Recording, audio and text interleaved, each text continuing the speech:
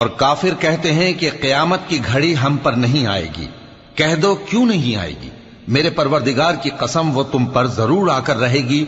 وہ پروردگار غیب کا جاننے والا ہے، ذرہ بھر چیز بھی اس سے پوشیدہ نہیں، نہ آسمانوں میں اور نہ زمین میں، اور کوئی چیز ذرے سے بھی چھوٹی یا بڑی نہیں مگر کتاب روشن میں لکھی ہوئی ہے، اس لیے کہ جو لوگ ایمان لائے اور عمل نیک کرتے رہے ان کو بدلہ دے۔